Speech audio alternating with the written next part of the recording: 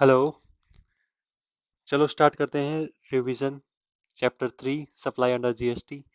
ये रिवीजन है for May and November 25 exams के लिए।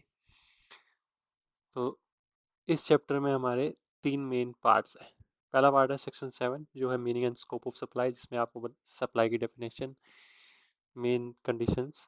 उसके बाद है सेक्शन 8 जो कि है कंपोजिट और मिक्स सप्लाई। कंपोजिट सप्लाई का टैक्सेशन किस तरह होगा एंड मिक्स सप्लाई का टैक्सेशन किस तरह होगा। उसके बाद आता है शेड्यूल 1। Schedule 1 है basically list of those supplies in which no consideration is received, but still they will be considered as supply. Schedule 2 है supply of goods और supply of services को। Schedule 2 में क्लासिफिकेशन दिया हुआ है कि किन एक्टिविटीज को हम सप्लाई ऑफ गुड्स मानेंगे और किन एक्टिविटीज को सप्लाई ऑफ सर्विसेज मानेंगे। शेड्यूल 3 है नेगेटिव लिस्ट। शेड्यूल 3 में जो लिस्ट ऑफ एक्टिविटीज है उन सबको ना तो गुड्स की सप्लाई मानेंगे ना ही सर्विसेज की, वो सप्लाई के स्कोप से बाहर है। तो स्टार्ट करते हैं सेक्शन 7 से। तो सेक्शन 7 में जो सेक्शन 7 वन ए बोलता है कि जब सप्लाई हो रही है किसी गुड्स या सर्विसेज की और कंसिडरेशन भी मिल रहा है हमें, और जो सप्लाई हो रही है इन द कोर्स और फर्दरेंस ऑफ बिजनेस, तो दैट शेल बी एक सप्लाई। सप्लाई का मतलब समझेंगे कि सप्लाई है या तो गुड्स की या सर्विसेज की for consideration in the course और फर्दरेंस ऑफ बिजनेस। अब गुड्स का मतलब, गुड्स की डेफिनेशन हमें दी हुई है कि गुड्स का मतलब है any movable property excluding money और सिक्योरिटीज। कोई भी मूवेबल प्रॉपर्टी एक्सक्लूडिंग गुड्स और excluding money and securities, including actionable claims and growing crops or anything attached to land which will be severed before supply। तो goods की definition हो गई कि movable property सब कुछ आ गया, गाड़ी, कार, एनिमल्स, एक्सेप्ट मनी और securities, including growing crops which will be severe before the supply. फसल अगर हम काट के सप्लाई करेंगे तो वो भी गुड्स है। एक्शनेबल क्लेम्स भी, एक्शनेबल क्लेम्स क्या होते हैं? जो जो क्लेम्स जैसे कि अनक्लेम्ड डिवेंचर्स हो गए। बुक्स में डेफिनेशन दी गई है कि एक्शनेबल क्लेम्स वो होते हैं जब जब आपके पास कुछ राइट है to claim any amount of money, जैसे कि unsecured loan, unsecured debentures, insurance claim, और आगे हम पढ़ेंगे जैसे लॉटरी, गैम्बलिंग, बैटिंग। उसके बाद आता है सेक्शन 7(1)(a). तो सेक्शन 7(1)(a) में बोला गया है कि अगर एक क्लब और एसोसिएशन गुड्स और सर्विसेज सप्लाई कर रहा है for a consideration to its members, then it shall be considered supply. अब इसमें एग्जांपल से समझते हैं। जैसे कि एक RWA, रेजिडेंट वेलफेयर एसोसिएशन, तो वो अपनी सोसाइटी के मेंबर्स को सर्विसेज दे रहा है और उसके बदले में मेंटेनेंस चार्जेस ले रहा है, तो वो सप्लाई टैक्स सब बनेगी और वो टैक्सेबल होगी। फिर आता है सेक्शन 7(1)(b). सेक्शन 7(1)(b) है इंपोर्ट ऑफ सर्विसेज। अगर आप किसी सर्विसेज का इंपोर्ट करोगे outside India for a consideration, अगर आप इंपोर्ट कर रहे हो सर्विसेज का from outside India for a consideration, whether it is for business use or whether it is for personal use, it will be supply। चाहे business use के लिए करो चाहे पर्सनल यूज के लिए करो, वो सप्लाई बनेगा। फिर आता है शेड्यूल 1, सेक्शन 1C।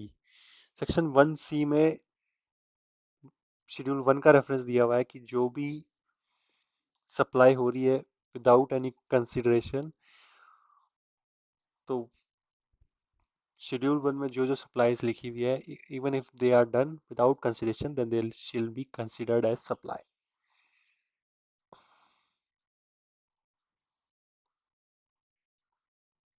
आगे चलते हैं, फिर शेड्यूल 1 की बात करते हैं। शेड्यूल 1 में सबसे पहला आपका पॉइंट है ट्रांसफर ऑफ बिजनेस एसेट्स। आपके जो बिजनेस के एसेट्स हैं उनका परमानेंट ट्रांसफर करते हो या उनको डिस्पोज ऑफ कर देते हो तो उसको सप्लाई मानेंगे। पर इसमें एक कंडीशन है, अगर आपने उस बिजनेस एसेट्स पे आईटीसी लिया है तो ही सप्लाई मानेंगे। अगर उस पे आपने आईटीसी लिया ही नहीं था या आईटीसी अवेलेबल ही नहीं था तो उसको सप्लाई नहीं मानेंगे। फॉर एग्जाम्पल, जिसने आपने अपने बिजनेस के लिए एसी लिया और वो एसी आपने फिर उसको पुराने होने पे उसको आपने डिस्पोज ऑफ कर दिया, तो जो आईटीसी अगर आपने उस पर आईटीसी लिया हुआ था तो उसको सप्लाई मानेंगे। उसके बाद आता है रिलेटेड पार्टीज, डिस्टिंक्ट पर्संस। सो रिलेटेड पार्टीज की डेफिनेशन आपने देखी। रिलेटेड पार्टीज कौन होती है? रिलेटेड पार्टीज होती है जैसे कि किसी बिजनेस का कोई ऑफिसर, कोई डायरेक्टर हो गया, एम्प्लॉयर एम्प्लॉय हो गए, एक पर्सन एक पर्सन दो बंदों को कंट्रोल कर रहा है, ए बी और सी को कंट्रोल कर रहा है तो बी और सी रिलेटेड हो गए। बी और सी मिलके ए को कंट्रोल करते हैं तो भी बी और सी रिलेटेड हो गए। अगर ए किसी की कंपनी में मोर देन 25% कंट्रोल करता है तो ए और बी रिलेटेड हो गए। ऐसे काफ़ी सारे केसेस हैं जो कि रिलेटेड पार्टी में आते हैं। एम्प्लॉयर एम्प्लॉय रिलेटेड हो गए। फैमिली आपकी रिलेटेड होगी, फैमिली में स्पाउस और चिल्ड्रन तो रिलेटेड है ही, पर parents, grand parents, brother sister भी रिलेटेड होंगे अगर वो डिपेंडेंट है तो वो फैमिली की डेफिनेशन में आ जाएंगे, फैमिली की डेफिनेशन में रिलेटेड भी हो जाएंगे। उसके बाद आता है डिस्टिंक्ट पर्सन। तो डिस्टिंक्ट पर्सन क्या होता है कि अगर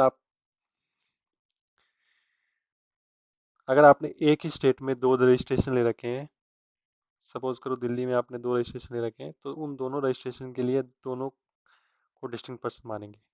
और एक स्टेट में आपका एक रजिस्ट्रेशन है, राजस्थान में मान लो एक रजिस्ट्रेशन है और दिल्ली में आपका रजिस्ट्रेशन नहीं है, तो भी हम राजस्थान और दिल्ली से अगर बीच में सप्लाई होगी तो उसको डिस्टिंक्ट पर्सन मानेंगे। तो एक स्टेट में रजिस्ट्रेशन होना जरूरी है, दूसरे स्टेट रजिस्ट्रेशन भी हो सकता है, अनरजिस्टर्ड भी हो सकता है। लेकिन एक स्टेट के अंदर अगर दो प्लेसेस ऑफ बिजनेस आपकी दोनों को रजिस्ट्रेशन करा रखा है तो अगर सप्लाई होती है one place of business to another place of business तो भी उसको सप्लाई मानेंगे, even if done without consideration. इसमें एक चीज ध्यान रखनी है, एम्प्लॉयर एम्प्लॉई में gift up to 50K exempt है।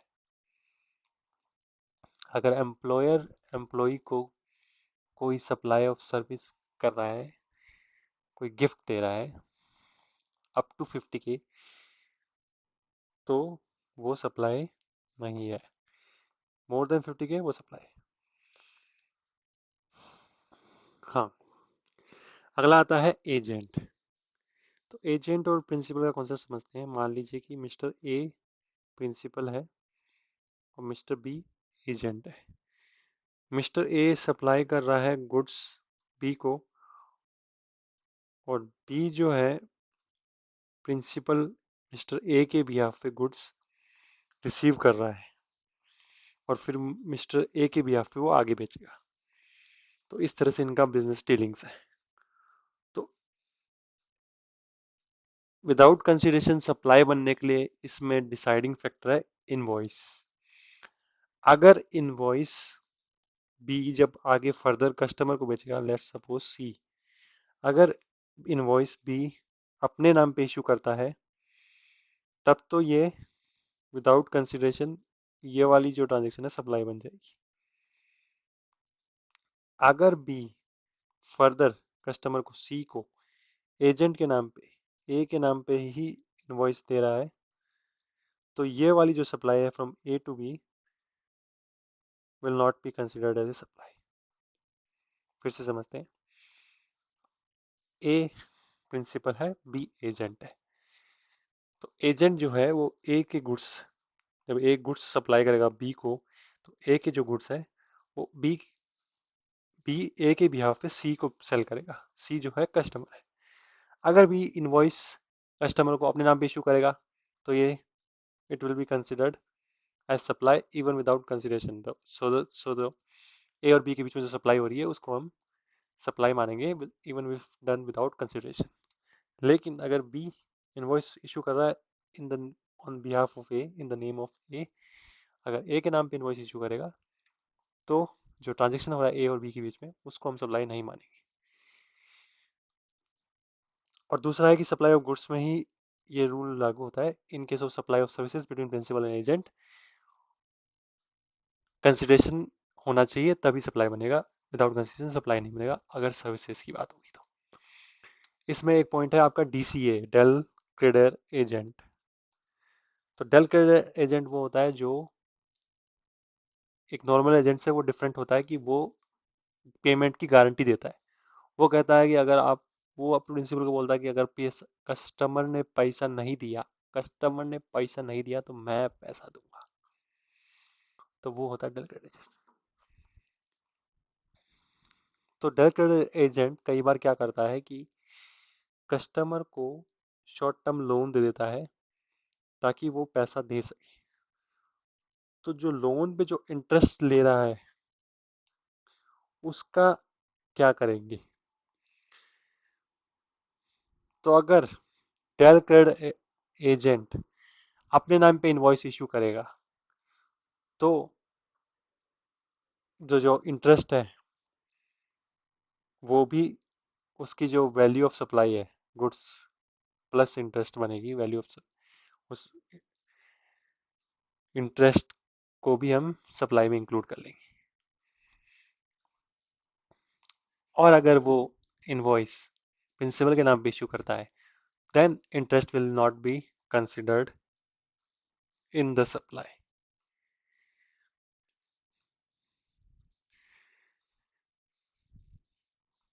ठीक है।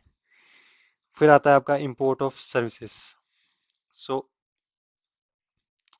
इंपोर्ट ऑफ सर्विसेज अगर आप कंसिडरेशन के लिए करो, जो हमने पहले पढ़ा, तो वह फिर आपका बिजनेस यूज हो, पर्सनल यूज हो, सप्लाई बनेगा।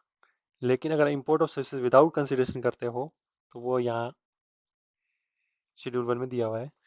और आप कर रहे हो रिलेटेड पार्टी या आपके अपने ही अदर एस्टेब्लिशमेंट से फॉर बिजनेस यूज, सो वो उसको सप्लाई मानेंगे।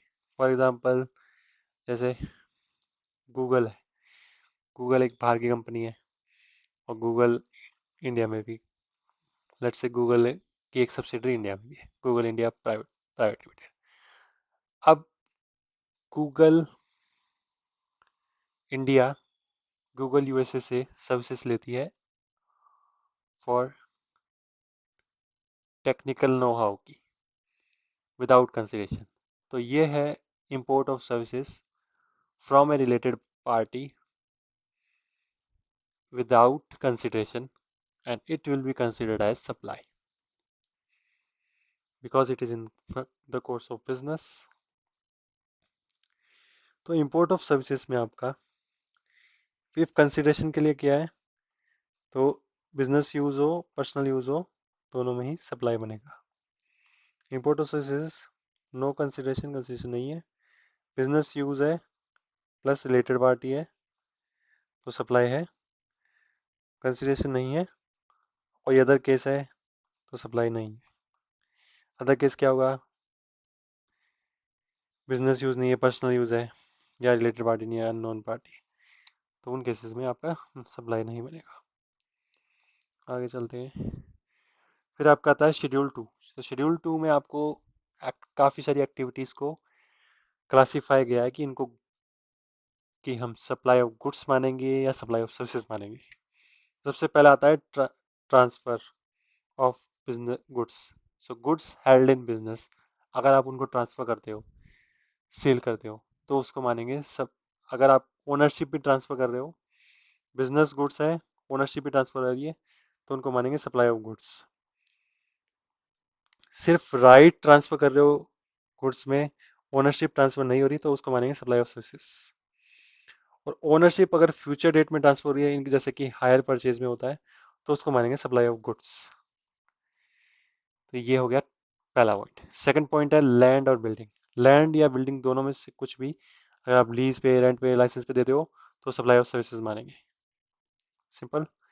फिर आता है जॉब वर्क। जॉब वर्क हो गया अगर आप किसी के दूसरे रूट्स पे कुछ काम कर दे रहे हो, डाइंग, पेंटिंग, तो उस ट्रीटमेंट प्रोसेस कर रहे हो किसी दूसरे पर्सन के गुड्स का, सप्लाई ऑफ सर्विस मानेंगे। फिर उसके बाद आता है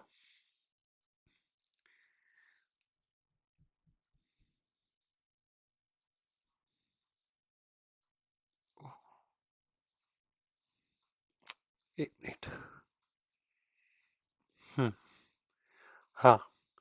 बिजनेस असेट्स जो हैं आपके, बिजनेस असेट्स आप ट्रांसफर कर दे रहे हो, डिस्पोज कर दे रहे हो बिजनेस असेट्स को, तो उसको मानेंगे सप्लाई ऑफ गुड्स।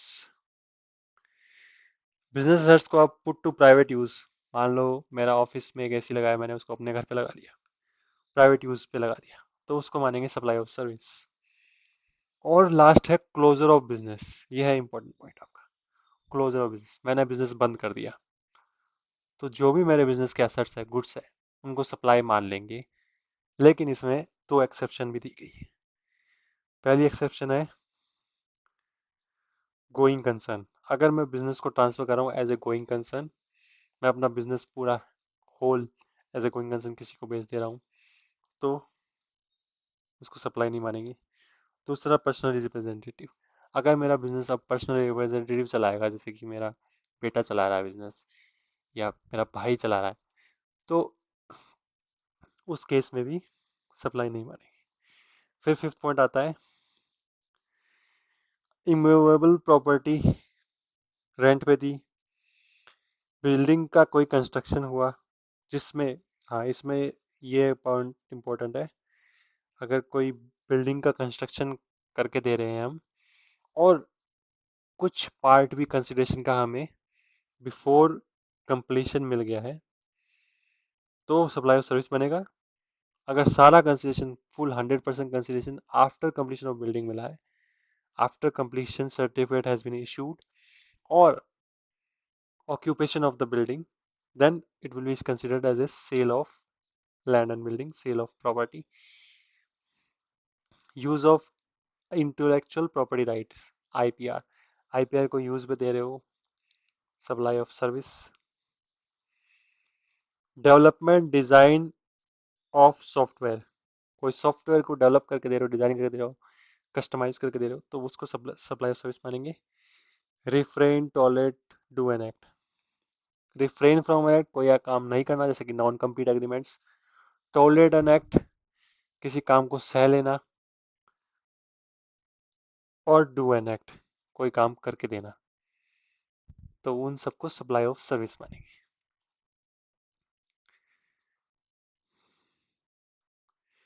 उसके बाद आता है कंपोजिट सप्लाई। तो कंपोजिट सप्लाई में दो चीजें बताई गई, एक तो वर्क्स कॉन्ट्रैक्ट और एक रेस्टोरेंट सर्विस, इनको as a supply of service आएंगे। अब रेस्टोरेंट सर्विसेज में जैसे आप गुड्स भी होते हैं, जैसे आपने खाना भी खाया, आपने ड्रिंक्स भी पी, और सर्विस भी होती है, आपको सर्व भी किया जाता है, आपको थाली भी दी जाती है, आपको एसी में बैठाया जाता है, तो ये सर्विस और गुड्स का कंपोजिट सप्लाई है, मिक्स दो चीज़ें आपको एक साथ मिल रही है, लेकिन हम इसको सप्लाई ऑफ सर्विस मानेंगे, वो भी as a restaurant service. Excluding alcohol, जो अल्कोहल है, क्योंकि अल्कोहल कवर्ड है स्टेट टैक्स पे, तो अल्कोहल पे स्टेट टैक्स लगेगा, वैट लगेगा, तो उसको आउटसाइड ऑफ सप्लाई रखा है। वर्क्स कॉन्ट्रैक्ट हो गया, वर्क्स कॉन्ट्रैक्ट को सप्लाई ऑफ सर्विस मानेंगे। वर्क्स कॉन्ट्रैक्ट हो गया जैसे कि आप इंटीरियर डेकोरेशन का काम कराया, जिसमें आपको फर्नीचर वगैरह भी मिला, और उन्होंने कंस्ट्रक्शन वगैरह, रेडिकेशन वगैरह किया, तो वो हो गया वर्क्स कॉन्ट्रैक्ट। फिर आता है आपका शेड्यूल 3। तो शेड्यूल 3 क्या है? शेड्यूल 3 नेगेटिव लिस्ट है, जिनको सप्लाई नहीं माना जाएगा।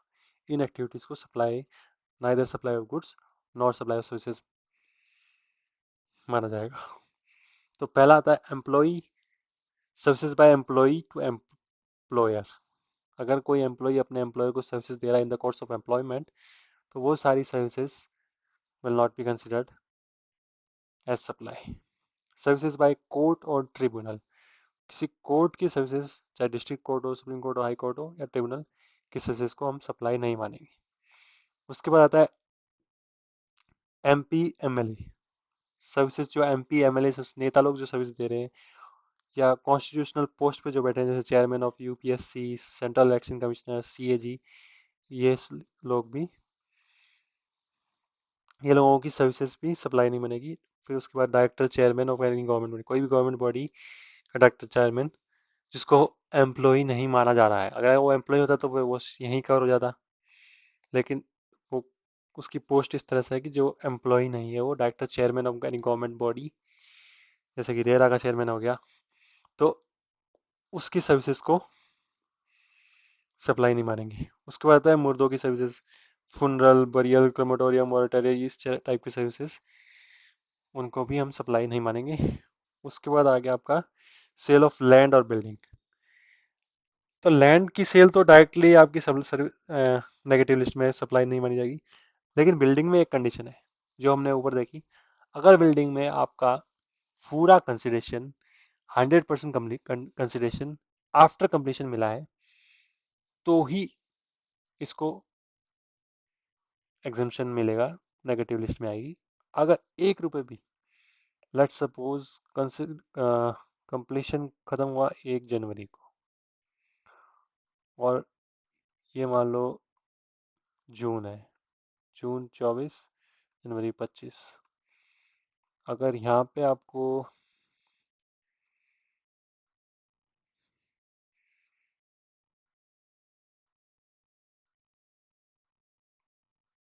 1 रुपए भी मिल गया, यहाँ से यहाँ तक के पीरियड में 1 रुपए भी मिल गया, और बाकी पैसे 79,99,999, 80 लाख का अगर फ्लैट है, 1 रुपए भी पहले ले लिया और 79,99,999 बाद में लिए, तो भी ये सप्लाई ऑफ सर्विस बन जाएगा। ओनली ओनली जब जनवरी 25 को कंप्लीशन हुआ उसके बाद पूरे 80 लाख मिल रहे हैं तो इसको नेगेटिव लिस्ट में आएगा, और neither A supply of goods nor supply service में आएगा। उसके बाद आता है last actionable claims other than specified actionable claims. और स्पेसिफाइड कौन से हैं आपका, gambling, batting, casino, horse racing, online gaming, lottery. तो गैम्बलिंग, बैटिंग, कसिनो ये हो गया आपके गोवा की जगह, हॉर्स रेसिंग आपका मुंबई में महालक्ष्मी जो होता है, ऑनलाइन गेमिंग जो ड्रीम 11 और MPL ये जो आप खेलते हो, और लॉटरी हो गया आपके केरला में लॉटरी चलती है। तो ये सब भी, ये सब को छोड़ के बाकी जो एक्शनेबल क्लेम रह गए जैसे कि इंश्योरेंस क्लेम, डिवेंचर्स पे आपने क्लेम किया, अनसिक्योर्ड डिवेंचर, अनसिक्योर्ड लोन पे आपका क्लेम है, प्रॉमिसरी नोट हो गया, बिल्स पेबल हो गए, ये सब जो एक्शनेबल क्लेम्स है, इनको, इनकी अगर सप्लाई हो रही है तो ये नेगेटिव लिस्ट में आएगा। लेकिन ये जो स्पेसिफाइड एक्शनेबल क्लेम्स है, gambling, batting, casino, horse racing, online gaming, dream 11 पे टीम बना रहे हो, MPL पे टीम बना रहे हो, 28% GST लगेगा, लॉटरी, इन सब पे गवर्नमेंट ने 28% GST लगाया है, फिर भी लोग खूब खेल रहे हैं ड्रीम 11। उसके बाद कुछ नोटिफिकेशंस में बताया गया है कि जिनको सप्लाई नहीं माना जाएगा। सर, तो इसमें दो हैं आपके, services by panchayat, municipality, municipality या ग्राम पंचायत की सर्विसेज जो है उनको सप्लाई से बाहर रखा गया है। उसके बाद आता है ग्रांट ऑफ लिकर लाइसेंस, यहाँ पे लिकर इंपॉर्टेंट है, बाय स्टेट गवर्नमेंट। तो जब स्टेट गवर्नमेंट अगर लिकर लाइसेंस दे रही है ऑन, तो इसमें क्या होता है कि जब लिकर लाइसेंस के लिए आपको एप्लीकेशन भरनी होती है, आपको फीस भी देनी होती है, तब जाके आपको लिकर लाइसेंस मिलता है, कभी कभी लॉटरी से भी मिलता है। तो ये जो सर्विस है इस ये आउटसाइड रख दिया स्कोप ऑफ सप्लाई की। लेकिन बाकी जो लाइसेंस है, लिकर लाइसेंस हटा दो, बाकी जो लाइसेंस है उनको सप्ल अगर गवर्नमेंट दे रही है और उसके बदले में कंसिडरेशन ले रही है तो उनको सप्लाई माना जाएगा। उसके बाद कुछ सर्कुलर के थ्रू नोटिफाई किया गया, इन चीज़ों को भी नॉन सप्लाई मानेंगे। तो पहला था inter state movement of various modes of conveyance. तो काफ़ी सारे आपके मोड्स ऑफ कन्वेंस होते हैं, जैसे कि बस, ट्रक, ट्रेन, एयरक्राफ्ट, वेसल, इनका इंटर स्टेट मूवमेंट हो रहा है एक स्टेट से दूसरे स्टेट, राजस्थान से Bengal, between distinct person. Distinct person हो गए आपके सेपरेट, अगर आपने रजिस्ट्रेशन ले रखे हैं, एक दो रजिस्ट्रेशन ले रखे हैं, तो जैसे आपका राजस्थान में रजिस्ट्रेशन है, आपका वेस्ट बंगाल में रजिस्ट्रेशन है, तो ये दोनों डिस्टिंक्ट पर्सन हो गए, दोनों रजिस्ट्रेशन डिस्टिंक्ट पर्सन हो गए। और अगर एक में नहीं भी है तो भी डिस्टिंक्ट पर्सन ही होंगे, अगर एक स्टेट से दूसरे स्टेट मूव में हो रहा है।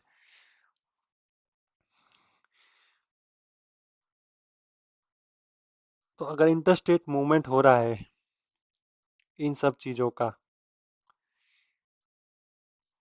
बिटवीन डिस्टिंक्ट पर्सन्स, तो उसको सप्लाई नहीं मानेंगे।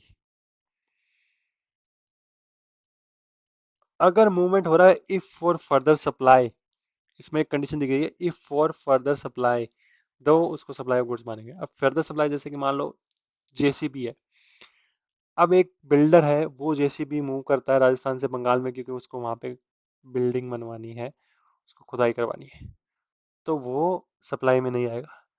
लेकिन जेसीबी बेचने वाली कंपनी है, वो राजस्थान से पहले बंगाल बेचती है और बंगाल में बेचती है, तो वो सप्लाई में आ जाएगा। और अगर आप रिपेयर्स के लिए भेज रहे हो कोई भी बस ट्रक को, और रिपेयर्स की जो सर्विसेज है वो उसको सप्लाई ऑफ सर्विस माना जाएगा। फिर आता है interstate movement of rigs, spares, tools, vehicles in wheels, जैसे कि क्रेन,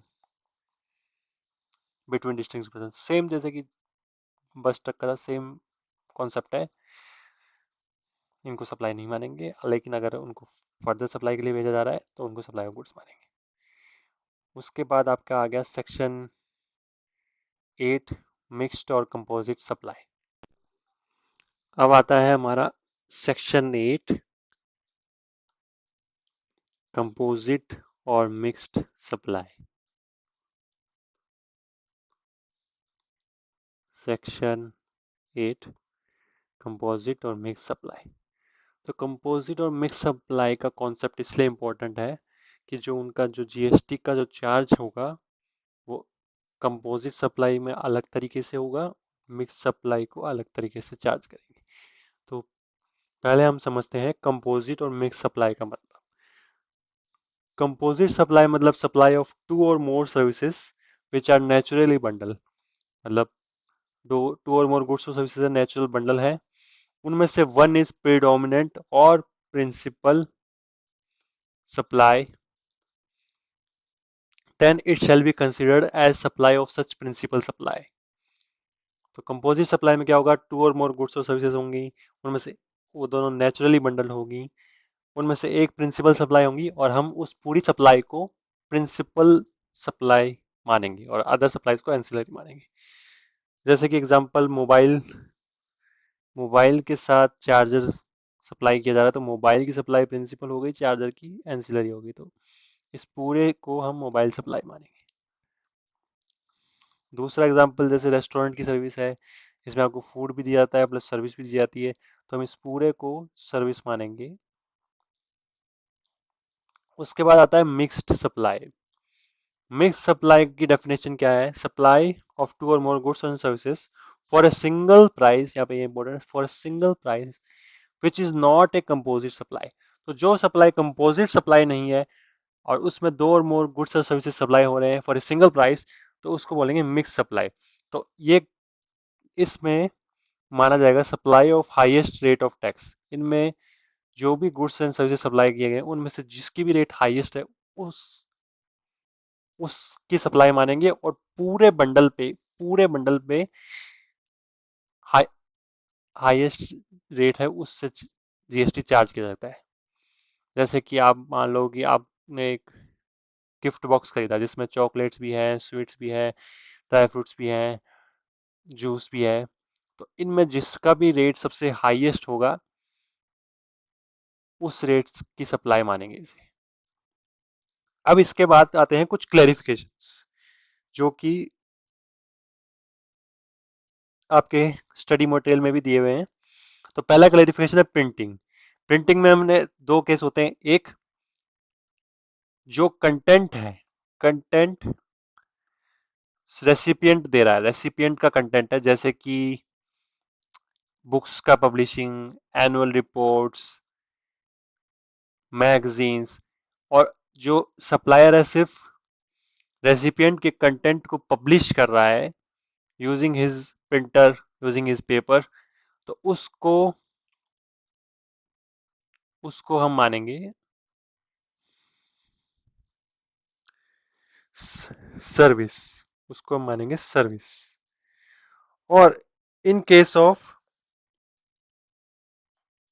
अगर जैसे कि नैपकिन्स हो गए, या पैम्फलेट्स हो गए, या बॉक्सेस हो गए, डिजाइन बॉक्सेस, या एनवलप्स हो गए, या ग्रीटिंग कार्ड्स हो गए, इनमें जब सिर्फ आप रेसिपिएंट का डिजाइन, लोगो प्रिंट कर रहे हो, आपका ही फिजिकल इनपुट है, प्रिंटर मशीन, प्रिंटर पेपर, आपका ही डिजाइन, आपका ही मटेरियल है, तो इसमें हम सप्लाई ऑफ गुड्स मानेंगे।